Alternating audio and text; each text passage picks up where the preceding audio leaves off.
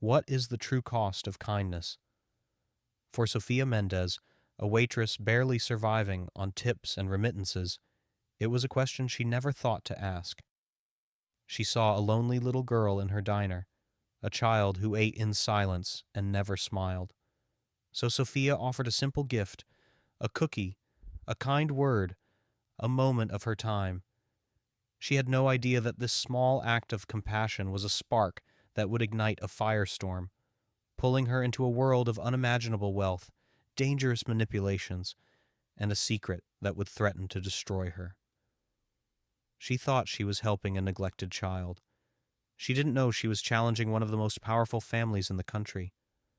The smell of stale coffee and industrial bleach was the first thing that hit Sophia every morning. It was the smell of survival. At 24, her life was a repeating loop of double shifts at the Daily Grind diner. Navigating the cracks in the sidewalk on the long walk back to the crowded apartment she shared, and the constant dull ache of anxiety in her stomach over next month's rent, and the money she needed to send back home. The Daily Grind was a relic, a greasy spoon stubbornly holding its ground against the encroaching wave of gentrification that had already claimed the blocks closer to downtown. Its patrons were a mix of construction workers, gulping down black coffee at dawn, and weary locals who, like Sophia, were just trying to get by. Sophia was good at her job. She was fast, efficient, and had perfected a public-facing smile that didn't quite reach her eyes. Her own past was something she kept locked away. A childhood spent in a small, struggling village, and the difficult journey to America had taught her that the only person you could truly rely on was yourself. Perhaps that's why she noticed the girl. The girl came in every Tuesday and Thursday, precisely at 4:15 p.m. She was small for her age, maybe 6 or 7, with enormous somber blue eyes that seemed to absorb all the light in the room. She was always accompanied by a severe-looking woman in a stark gray coat, a woman mentally nicknamed Mrs. Gray. They always took the same booth, the one by the window that rattled when the bus went by. Mrs. Gray would order a black coffee and a plate of dry toast, which she never touched. The girl, Eliza, would get a glass of water. Then Mrs. Gray would pull out her phone and a pair of wireless earbuds, her face settling into a mask of bored indifference, and disappear into the digital world. Eliza, in contrast, would pull out a worn, leather-bound sketchbook and a small tin of colored pencils, and she would draw for hours. She would draw with a concentration that was almost painful to watch. She never spoke. She never fidgeted. She just drew, her small hand moving with precise, deliberate strokes. Sophia watched them for weeks. Her heart ached for the girl.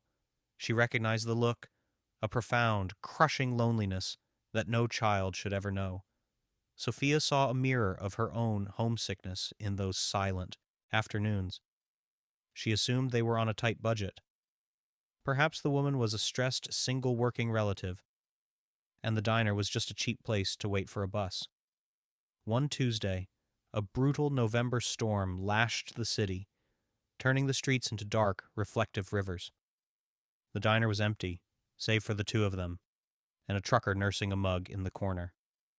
Eliza was drawing, but her shoulders were slumped. She looked smaller, more fragile than usual. Sophia was cleaning the counter when she saw it. A single tear rolled down Eliza's cheek and dropped onto the sketchbook page, smudging the ink. Mrs. Gray didn't notice. She was scrolling, her thumb a relentless, rhythmic blur on the glass screen. Sophia's professional detachment cracked. She looked at her boss, Sal, who was busy over the grill. On impulse, she grabbed one of the sugar cookies Sal's wife baked every morning, one shaped like a lopsided sun. She slid it onto a small plate, added a sprig of mint she usually reserved for the deluxe burgers, and walked over. "Hola, pequeña," she whispered, placing the plate gently on the table. Eliza's head snapped up, her eyes wide with alarm, as if expecting to be scolded. Mrs. Gray finally looked up, annoyed. "She didn't order that." "It's on the house," Sophia said, keeping her voice soft, her eyes on Eliza. "I saw you." Well, I just thought you might like a son for your drawings.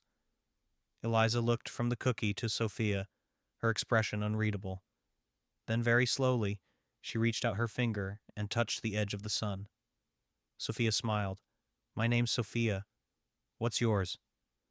The girl's voice was a tiny, unused thing. Eliza. That's a beautiful name, Sophia said. You're a very good artist, Eliza. A ghost of a smile touched Eliza's lips. It was the first time Sophia had ever seen it. Mrs. Gray huffed, irritated by the interruption. We'll be leaving soon. No problem, Sophia said, backing away. Enjoy the cookie, Eliza. The bond started there. It was a silent conversation held over 2 months. Sophia would bring Eliza a cookie or a glass of milk she accidentally poured. Eliza, in return, would shyly show Sophia her drawings. They were almost all of a house, a massive, sprawling, impossibly large house with hundreds of windows. But in every drawing, all the windows were dark, and there was only one small figure, usually in the garden, looking at the house. Sophia, with her simple background, misinterpreted the drawings completely. She thought the girl was like the neglected children in her home country and was drawing a fantasy home she wished she had. Sophia would draw silly cartoons on the back of receipts, a cat wearing a chef's hat, a dancing coffee mug. Eliza would giggle, a small, breathy sound, and tuck the drawings into her sketchbook like treasures. Sophia was poor, she was tired, and her future was a blank, foggy question mark. But for 1 hour twice a week, she felt like she was doing something that mattered. She was giving this lonely little girl the one thing she herself had never had, a moment of undivided, unconditional attention. She had no idea that this simple human connection was a disruption, a dangerous variable being introduced into an equation worth billions. The week before Christmas, the dynamic shifted. The air in the daily grind was thick with the smell of cinnamon and pine from the sad tinsel-covered tree Sal had put up. Sophia had just finished a brutal lunch rush, her apron stained with ketchup and her feet throbbing. She was looking forward to 4:15 p.m., having bought a small 5-odd watercolor paint set to give to Eliza. The bell on the door chimed, but it wasn't Mrs. Gray and Eliza. This time, Eliza was flanked by 2 people who were so out of place in the diner. They looked like they had stepped out of a magazine. The woman was tall, blonde, and encased in a cream-colored cashmere coat that probably cost more than Sophia's last 6 months' rent. Her face was a perfect, sharp sculpture of high cheekbones and bored disdain. The man beside her was, Sophia had to admit, magnetic. He wore a dark, perfectly tailored suit, no tie, and carried an aura of intense, compressed energy. He was on his phone, his voice a low, authoritative rumble. I don't care about the projections, Mark. Liquidate the position. All of it, he said, not even looking where he was going. Vivian, darling, the woman said, her voice like ice chips. Must you? We're here for this. She gestured vaguely at Eliza, who was clutching her sketchbook to her chest. One moment, Juliet, the man Vivian said, holding up a hand. They slid into the booth. Eliza looked miserable, her face pale. Sophia felt a protective instinct flare. She walked over, her order pad in hand. Welcome to the daily grind.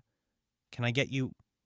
The woman, Juliet, cut her off with a look that appraised, dismissed, and discarded in a single second. Just coffee black. And for her, just water. She waved a dismissive hand at Eliza. And for you, sir? Sophia asked, turning to the man. He was still on his phone. Nothing. I'm not staying. He looked at Eliza, but his eyes were distant, still calculating profit and loss. Eliza, Mrs. Gray is ill. Juliet has graciously agreed to watch you for the afternoon. Be good. Yes, father, Eliza whispered, her voice barely audible. Sophia's blood ran cold. Father, this man, he seemed more like a CEO addressing a low-level employee.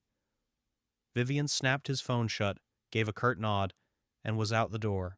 a black car with tinted windows instantly pulling up to the curb to receive him. Juliet sighed, pulling out her own phone. Children are such a process. Sophia brought the coffee. Eliza looked up at her, her eyes pleading. Sophia slipped her a napkin drawing of a reindeer with a glowing red nose. Juliet saw the exchange, and her eyes narrowed. "Is there a problem?" Sophia asked politely. "Just do your job," Juliet snapped, "and stop distracting the child." Sophia retreated, fuming. She watched as Juliet ignored Eliza for the next 40 minutes, texting furiously. Eliza, sensing the hostile atmosphere, didn't even open her sketchbook. She just held it. Finally, Juliet stood up, dropping a few bills on the table. "Come, Eliza, we're going. We have your fitting for the gala."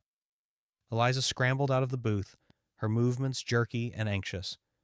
As she did, her elbow knocked the sketchbook. It slid off the vinyl seat and landed unseen in the gap between the booth and the wall. "Hurry up," Juliet called from the door. "My book!"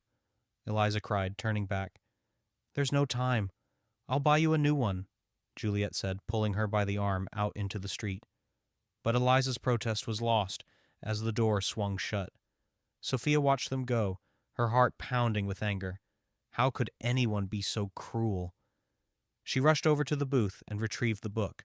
It felt sacred in her hands, a physical manifestation of the girl's trapped spirit. She had to return it. It was precious. She finished her shift at 7 p.m., the sketchbook tucked safely in her bag. She opened it, hoping to find an address. There was no address, but on the inside cover there was a gold-embossed sticker from the library of the Monarch Academy. Sophia knew of Monarch. Everyone did. It was the school for the children of the city's elite, a fortress of old money and new tech billions, nestled in the exclusive gated community of Silver Crest. Her diner was in the part of town known as the Heights. Monarch was in the other Heights. She checked the bus schedule. It would take 2 transfers and a long walk in the freezing cold. Her feet ached. Her rent was due. She should be picking up an extra shift, not chasing after a rich girl's toy. But then she remembered Eliza's face, the tear on the page, the desperate look in her eyes as Juliet pulled her away. "Dios mío," Sophia muttered, pulling her thin coat tighter. She ran for the bus. The journey to Silver Crest was like passing through a portal to another dimension. Sophia's bus rumbled from the gritty, graffiti-tagged streets of her neighborhood, with its check-cashing stores and boarded-up windows, to wide, tree-lined boulevards. The houses grew larger, set further back from the road, until they disappeared entirely behind massive, 20-foot-high stone walls and intricate wrought-iron gates.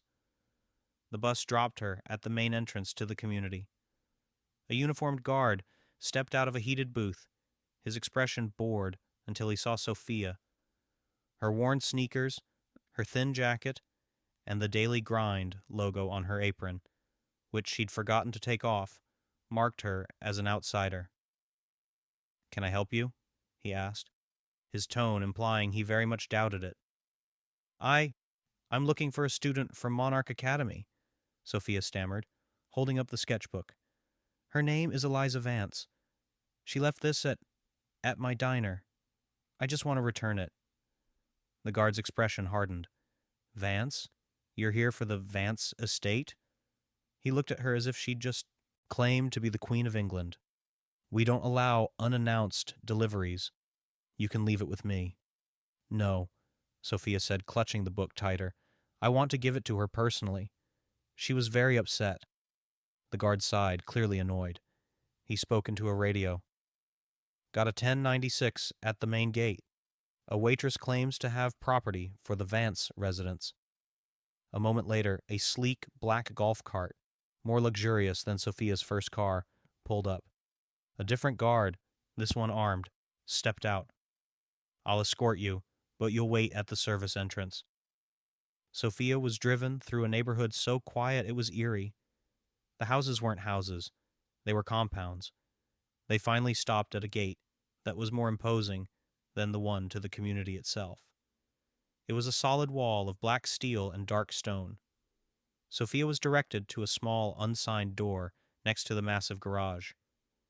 She waited in the freezing cold for 10 minutes before the door was pulled open by Mrs. Gray. The nanny's face when she saw Sophia was a mask of pure fury. "You," Mrs. Gray hissed, her voice low and venomous. "How dare you come here? I just wanted to return Eliza's book," Sophia said, holding it out. She was so upset. "You have no idea what you've done," Mrs. Gray interrupted, snatching the book. "You are a waitress. You serve coffee. You do not get involved in the lives of your customers. Do you know who Mr. Vance is? He's Eliza's father. He is Vivian Vance. He is the founder and CEO of Apex Industries. He practically owns the market. He is engaged to Juliet Harding of the Harding banking family. These are not people you get involved with. You're a bug, and you just flew into a spider's web." Sophia recoiled. I just wanted to be nice. Your kindness is a complication. Miss Harding was displeased with Eliza's attachment to you. Your presence here at this house is 1,000 times worse. You need to leave now, and you will never speak to Eliza again." "Sophia!" A small voice cut through the tension. Eliza, dressed in silk pajamas, was standing at the top of a grand, curved staircase, visible through the glass panels of the main hall. She had seen Sophia through the window. Before Mrs. Gray could stop her, Eliza bolted down the stairs and ran past the nanny, throwing herself at Sophia, wrapping her arms tightly around the waitress's legs. "You found it! You brought it back!" Eliza cried, burying her face in Sophia's thin coat. Sophia's heart broke. She knelt, ignoring the cold and the nanny, and hugged the child back. "Of course I did, sweetie. I knew you'd miss it. Who is this? What is going on at my service door?" The voice was Juliet Harding's. She stood in the doorway wrapped in a silk dressing gown, her face contorted in a sneer of disbelief and disgust. "This person forced her way onto the property," Mrs. Gray said, her voice shaking. She was clearly terrified of Juliet. "That's not true," Sophia said, standing up, though she kept a protective hand on Eliza's shoulder. "I was just returning—" "You were trespassing," Juliet said, her voice deadly quiet. "You, a common diner waitress, an immigrant no less, think you can just show up here? What did you want? A reward? A job? Are you trying to extort us? What?" "No, I just wanted to give Eliza her book. She's my friend." Eliza shouted, a surprising show of defiance.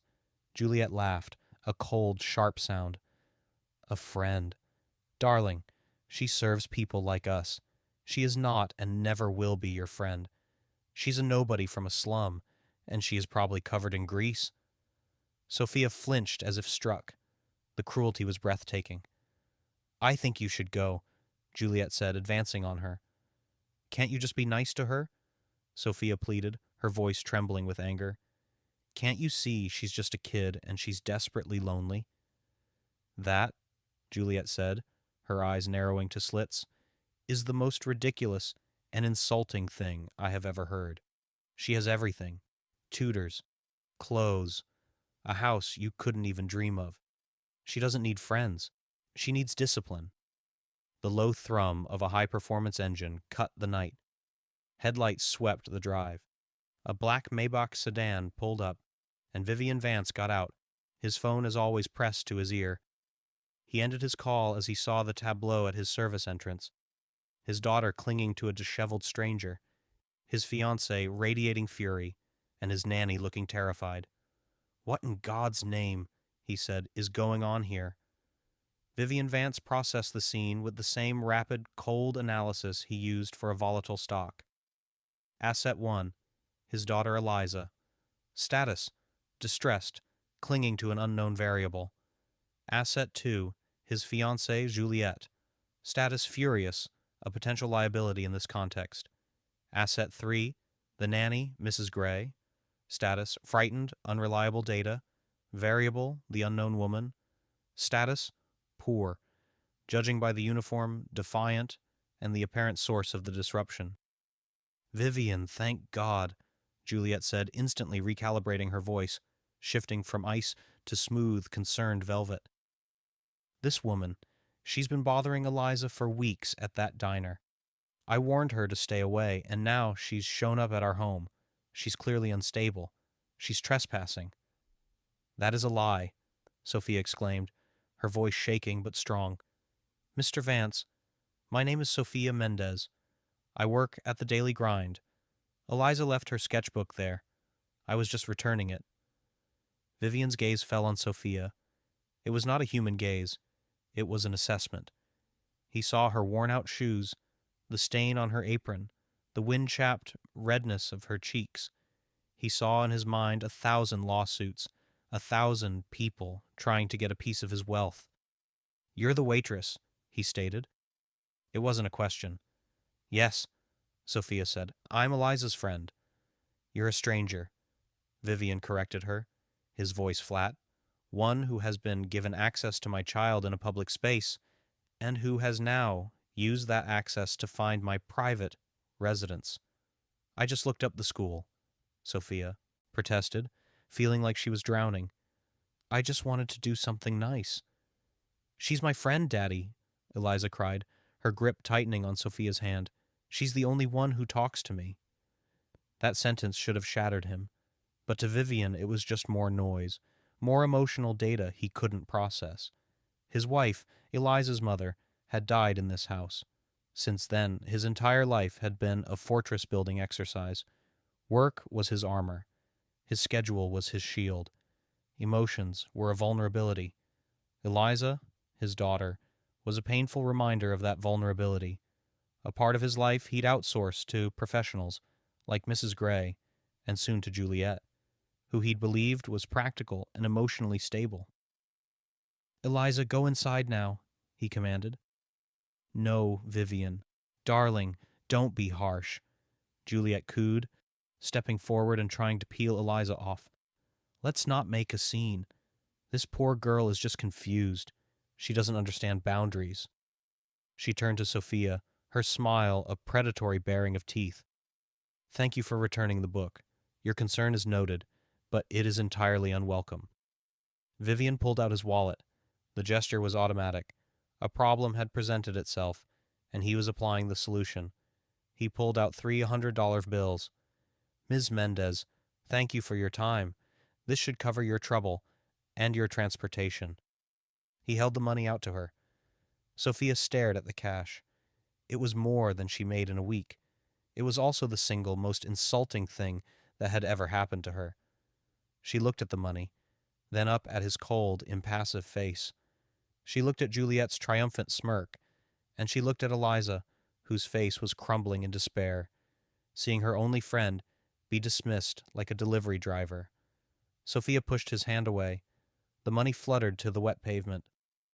"I don't want your money," she said, her voice low and shaking with a righteous fury she hadn't known she possessed. "I came here because I care about your daughter, which is clearly more than anyone else in this house does." She turned her gaze on Vivian, and for the first time, she wasn't looking at a billionaire. She was looking at a failed father. "You're her dad. You're on the phone, and your fiancé is insulting her, and your nanny is scared of you. And this little girl, this amazing, brilliant, sweet little girl, is drawing pictures of this giant empty house, and she is all alone. You think because you've given her this?" Sophia gestured to the sprawling, dark mansion, "that you've done your job." "You're wrong. She's lonely, and I feel sorry for her." She knelt, gave Eliza one last hard hug, and whispered, "Sé valiente, mi pequeña." "Be brave, lily pad." Then she stood, turned her back on the richest man she'd ever met, and walked away. She walked the entire 3-mile length of the Silvercrest driveway, down the dark, tree-lined roads, and didn't look back. Behind her, the gates of the Vance estate closed with a heavy metallic thud. Vivian Vance stood on his driveway, the 3 wet $100 bills at his feet. Juliet was sputtering. The nerve! The audacity! But Vivian wasn't listening. He was watching Sophia's figure disappear into the darkness. A word she'd said had lodged in his brain, a piece of shrapnel, lonely. It was the same word his wife had used to describe him right before she died. The walk home was a blur of cold and adrenaline. By the time Sophia shoved her key into her apartment lock, the fury had faded, replaced by a bone-deep weariness and a creeping sense of dread.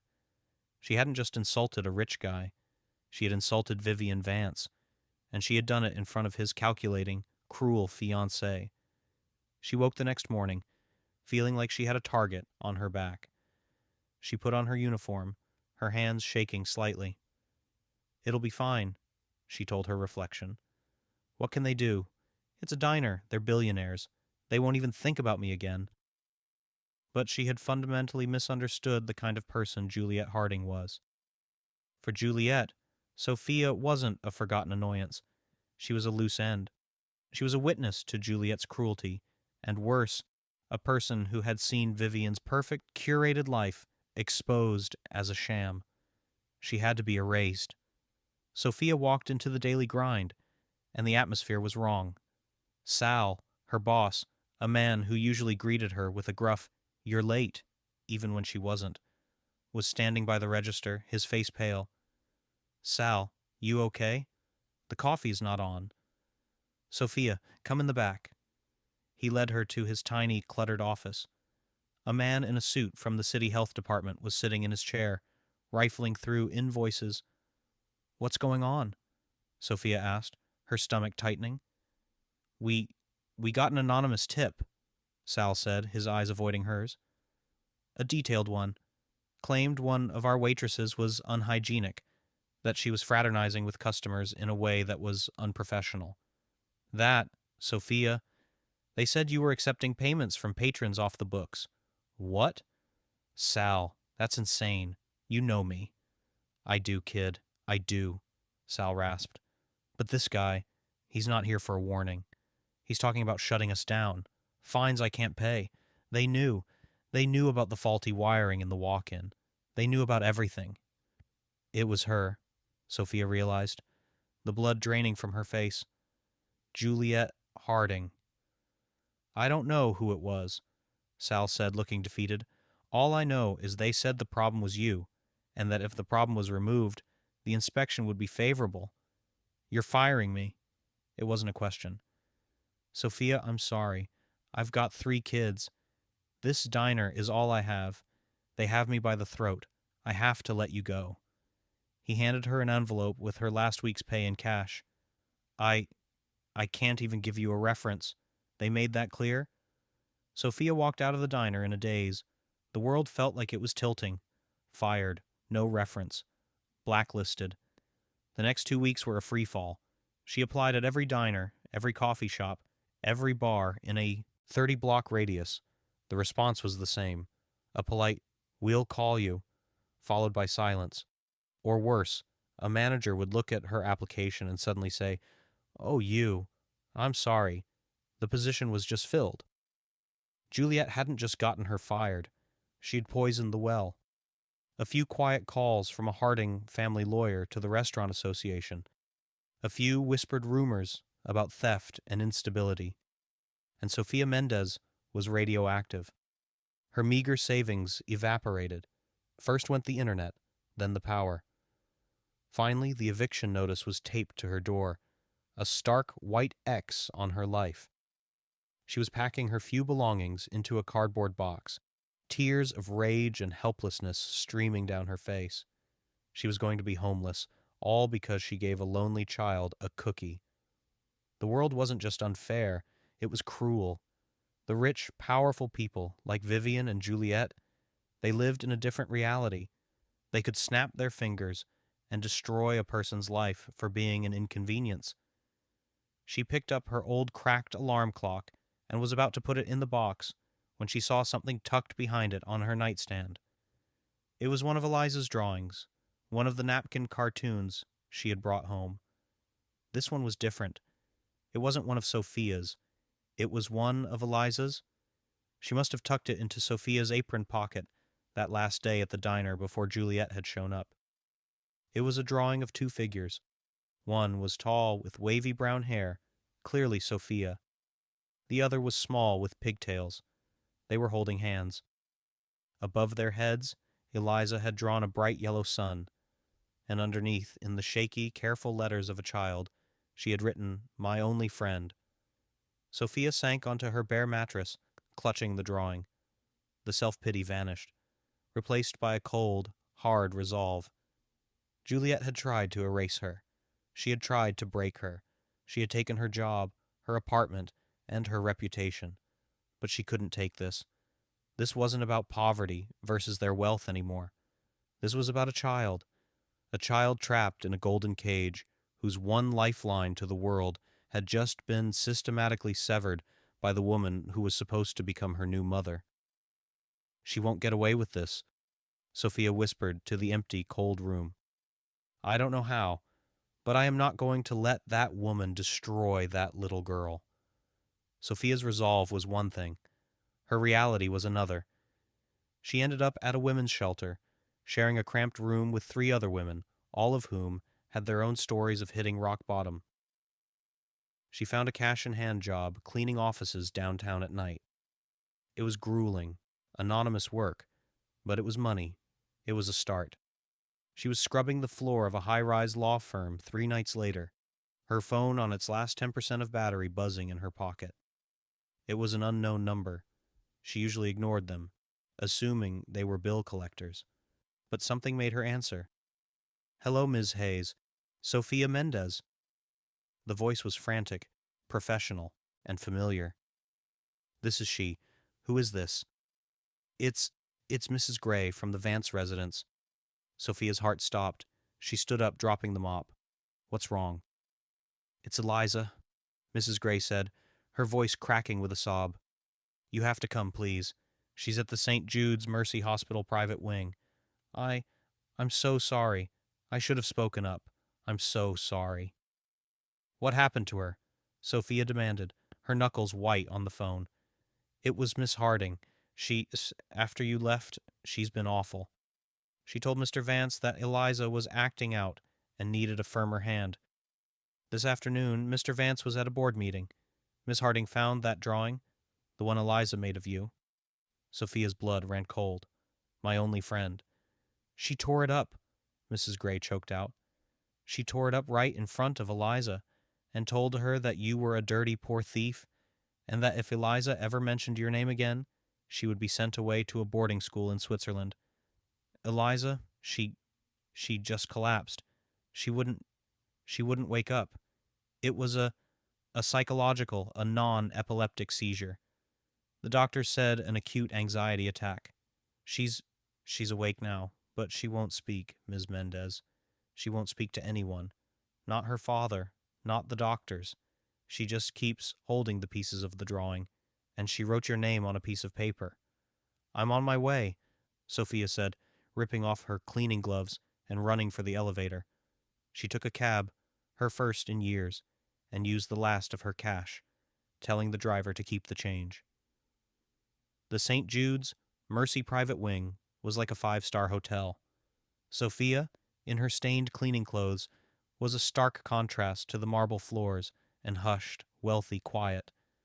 Mrs. Gray met her by the elevators, her face ravaged by guilt. "This is my fault. I'm a coward. I was so scared of losing my job. But I can't watch this." "Where is she?" Sophia asked. Mrs. Gray pointed down the hall. "Room 712. He's in there." Sophia pushed open the heavy wooden door. The room was vast. It had a sitting area, a kitchenette, and a sweeping view of the city lights. In the center, in a high-tech hospital bed, Eliza looked impossibly small, hooked up to monitors that beeped softly.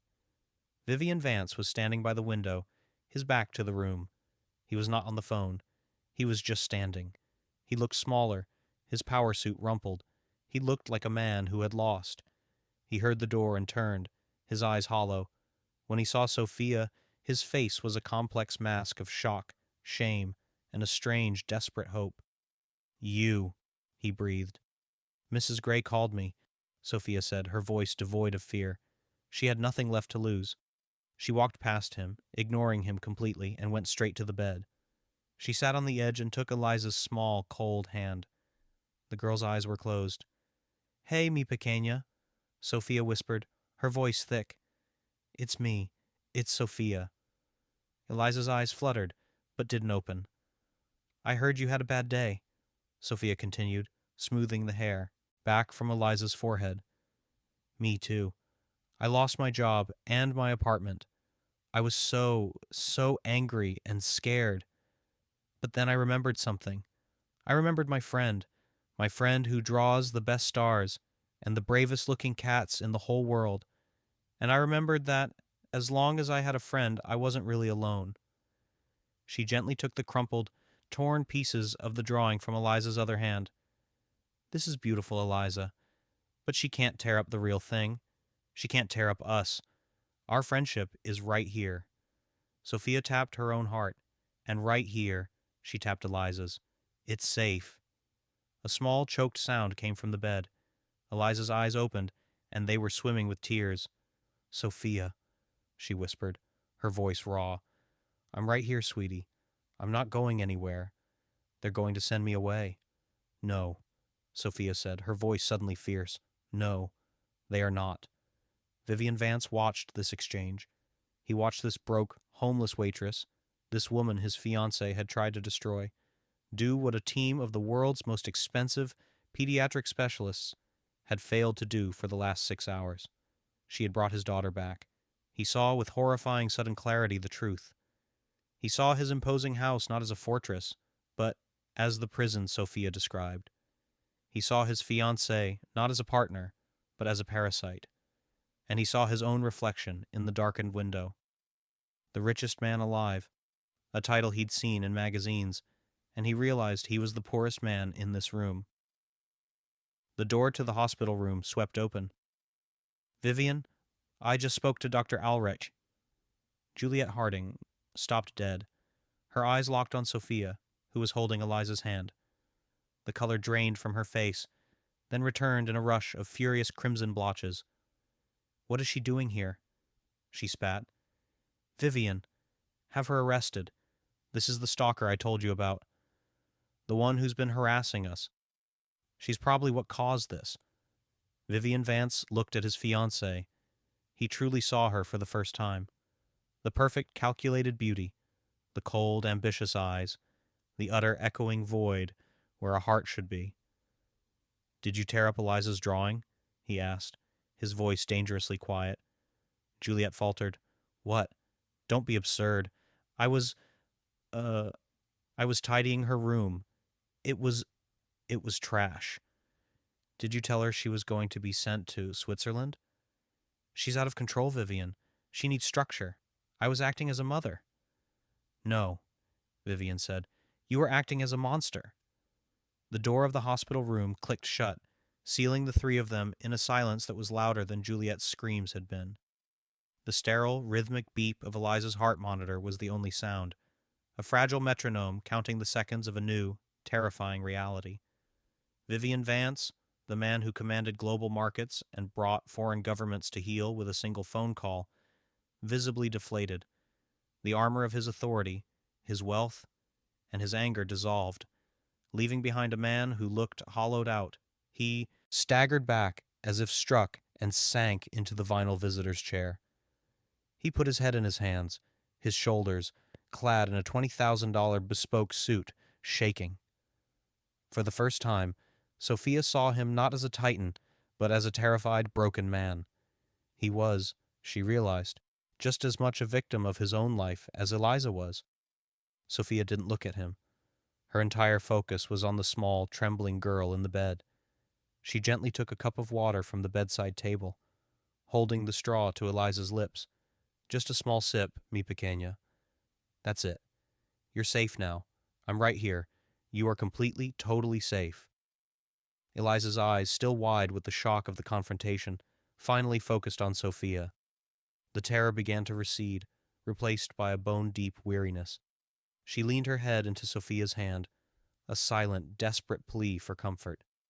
She's not coming back," Eliza whispered, her voice a dry rasp.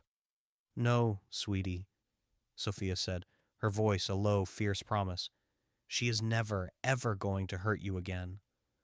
Across the room, Vivian finally looked up. His eyes were red. He had not wept, Sophia thought, probably in decades.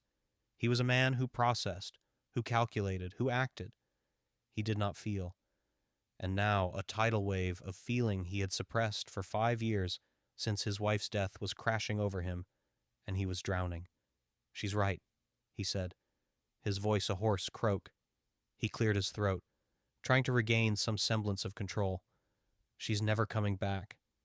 He stood, pulling at his suit jacket, an automaton trying to reset itself. And then he did the only thing he knew how to do. He reached for his wallet. It was an instinct as ingrained as breathing. A problem had been identified. The solution was payment. "Ms. Mendez, Sophia." He walked toward her, pulling out his checkbook. What I allowed to happen to you? Your job? Your apartment? It's reprehensible." He fumbled with a gold pen. "Please, let me fix this. Tell me a number. Any number. I'll buy you a house. I'll set up a fund. Whatever you want. I will make this right."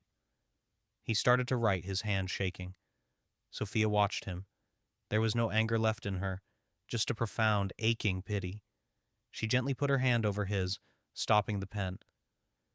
"Mr. Vance," she said, her voice soft, but unyielding. "You're still doing it."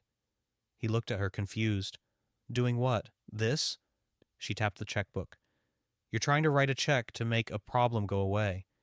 You're trying to pay for your absolution. I am not a problem to be solved, Mr. Vance.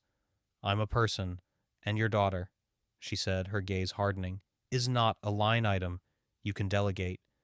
This isn't a transaction." He flinched, pulling his hand back, as if burned. "Then what?" he pleaded, his voice cracking, all pretense of the billionaire gone. "What do you want? What can I possibly do? I don't know how. I don't know how to do this." He gestured helplessly at his daughter, at the sterile room, at the wreckage of his life. "After my wife died, her mother, I thought that if I built a fortress, if I gave Eliza everything, that she would be safe. I thought work was the only thing I could control, the only thing that made sense. And I forgot how to be a father." "You forgot how to be a father," Sophia finished for him. He nodded, the admission of physical weight that seemed to crush him. "Yes." Sophia stood up. She had a choice. It was the biggest choice of her life. She could right now ask for $1 million. He would give it to her without blinking. She could walk out that door, buy a new apartment, go to college, and start a new life. She could be free. She owed this man nothing. She looked at him, the richest man alive, a pathetic, empty shell.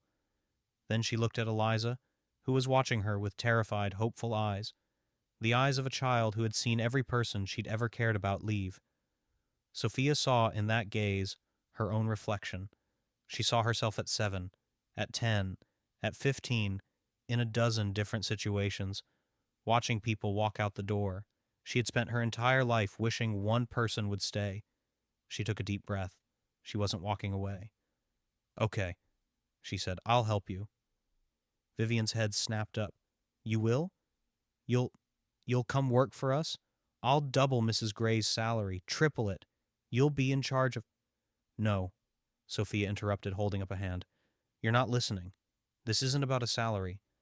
This isn't a job, Mr. Vance. This is a rebuild. If I'm going to do this, if I'm going to stay, we are doing it on my terms. There are conditions, 3 of them." He was back in familiar territory. A negotiation. He straightened, nodding. "Anything. Name them." "First," Sophia said, "I am not moving into that house. I will not be an employee who lives under your roof, scared of you like Mrs. Gray was. I can't help Eliza or you if I'm just another person on your payroll. I need my own space, a place where I can't be fired on a whim. I will find a simple apartment downtown near the university. You will pay the rent, but it will be my space. I will be an independent consultant, but not a servant. Am I clear?" He nodded, impressed by her acuity. "Clear, An apartment. Done. What's second? Second, this is not just about being nice. That's not enough. Eliza has been through severe emotional trauma, and frankly, so have you. I'm just a waitress. I don't have the skills for this. Not yet. Vivian's face fell.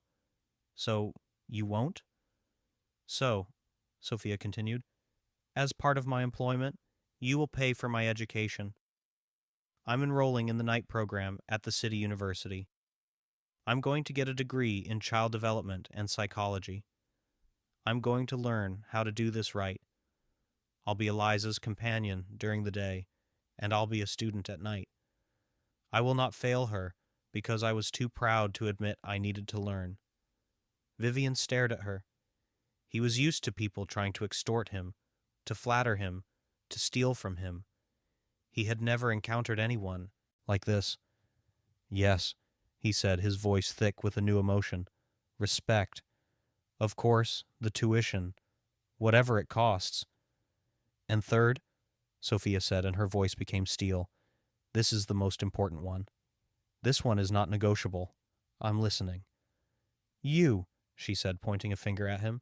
This condition is you. You are going to be a father. You're home every night. 6 is Sal, not 6:01, not 6:15, 6.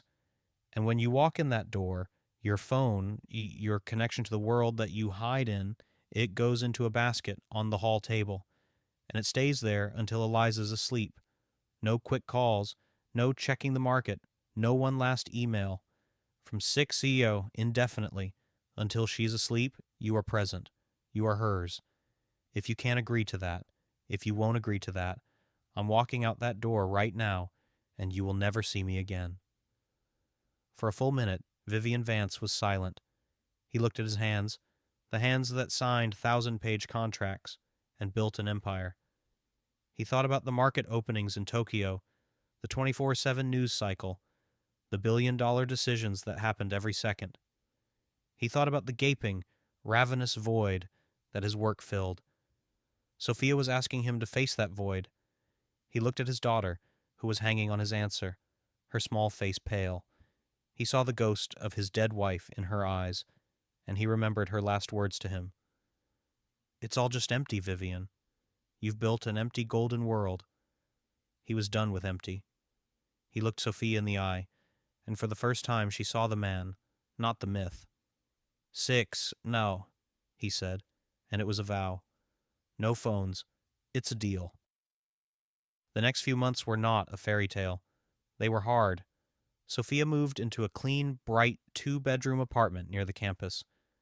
Vivian, true to his word, had her reputation cleared, though Sophia had no intention of ever returning to the daily grind. He also rehired Mrs. Gray, who, after a long, tearful apology to Sophia, became her most steadfast and grateful ally in the rebuilding of the Vance household. The first few weeks of the 6-hour rule were torture. Vivian would arrive, physically present, but his mind would be 1,000 miles away. He would twitch his fingers, reaching for the phone that wasn't there. He was an addict in withdrawal. Sophia, now armed with textbooks and a new authority, was relentless. She didn't just facilitate, she forced the interaction. Mr. Vance, Eliza learned to spell Tyrannosaurus today. Eliza, show your father, she'd command. Mr. Vance, you're on dish drying duty. Eliza is washing. No, not your housekeeper. You. Vivian, to his credit, complied. He awkwardly dried a plate, the first he'd touched in 20 years, and he listened as Eliza haltingly spelled the dinosaur's name. Sophia instituted no screens Sundays. Vivian nearly had an aneurysm. The Asian market's open on Sunday night, Sophia. I can't just... They can wait, she'd said, holding up a pair of muddy boots. We're going to the park. The public park. You're going to learn how to push your daughter on a swing. He went. He hated it. He felt exposed, surrounded by normal people. But then he put his hands on the small of Eliza's back and pushed. She squealed, a sound of pure, unadulterated joy that he hadn't heard since before her mother died. He pushed her again and again. and for 1 hour the CEO of Apex Industries did nothing but push his daughter on a swing, and a small, cracked part of his frozen heart began to thaw. Slowly, the house changed. Sophia filled it with art supplies. She and Eliza baked cookies, filling the cold marble halls with the smell of vanilla and burned sugar. Eliza started to laugh, a full belly laugh, not her old breathy giggle. Sophia and Vivian's relationship remained one of professionalism, built on a deep, abiding, and unspoken respect. They were partners in the most important project of his life, Project Eliza. He would often come home at 6 a.m., exhausted, and find Sophia at the kitchen table surrounded by textbooks, highlighting passages on childhood attachment theory. He would make them both coffee, and she would, without accusation, explain to him the why behind his daughter's anxieties, teaching him, in effect, how to speak the language of fatherhood. One evening, almost exactly a year after the hospital, Vivian came home. It was 5:58 p.m. He walked into the front hall, and the house was a storm of noise and chaos. There were children everywhere. At least 27-year-olds were running through his atrium, screaming, covered in cake. He found Sophia in the kitchen frosting a new batch of cupcakes. "What?" he said, though he was smiling. "It's Eliza's birthday party," Sophia said, handing him a cupcake. "I invited her whole class. I think it's going well." He watched the scene. A year ago, he would have had his security team clear the building. Now, he just shook his head, took a bite of the cupcake, and went into the living room, where he was immediately and joyfully tackled by his daughter and her friends. Later that night, the house was finally quiet. The last parent had collected their sugar-hyped child. Sophia was helping Mrs. Gray with the last of the dishes, and Vivian was sitting in the library, a room he now used every night. Eliza came in wearing her pajamas and carrying her sketchbook. "Daddy, I have a present for you." "You do? But it's your birthday," he said, pulling her onto his lap. "I know. I finished my book. I wanted you to have it." Vivian opened the familiar worn leather book. The first dozen pages were the same drawings he'd seen before, the ones that now broke his heart. The giant, dark, empty house, the tiny, solitary girl in the garden. But as he flipped, the pages began to change.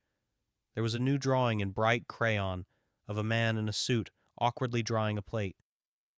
There was one of Sophia and Eliza planting flowers in the garden. There was one of him, Sophia, and Eliza at the park, with Eliza flying high on a swing. He turned to the very last page.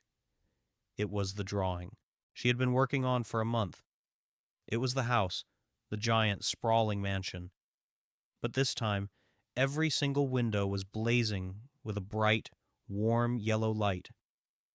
On the front lawn, there were 3 figures, a tall man, a woman with brown hair, and a small girl in the middle.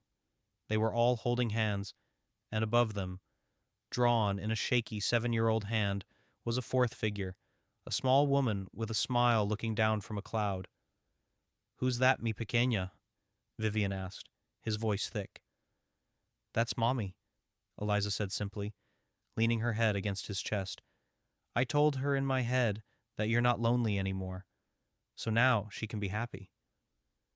Vivian closed the book, hugging his daughter so tightly he thought he might break. He looked over her head across the room to where Sophia was standing in the doorway, watching them, her own textbooks tucked under her arm. He didn't need to say thank you. His eyes said it all. Sophia smiled a small, tired, and deeply proud smile. The immigrant waitress, the nobody from a slum, had done what all his billions couldn't. She hadn't just saved a child.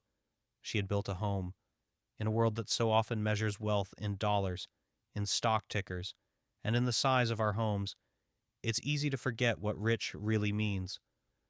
Sophia Mendez had nothing. Vivian Vance had everything.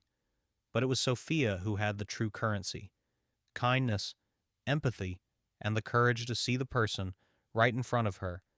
She didn't just save a lonely child, she saved a family. She proved that the biggest changes don't come from a billionaire's checkbook. but from a simple human connection. What did you think of Sophia's story? Do you believe one person's kindness can really break through walls that money and power have built?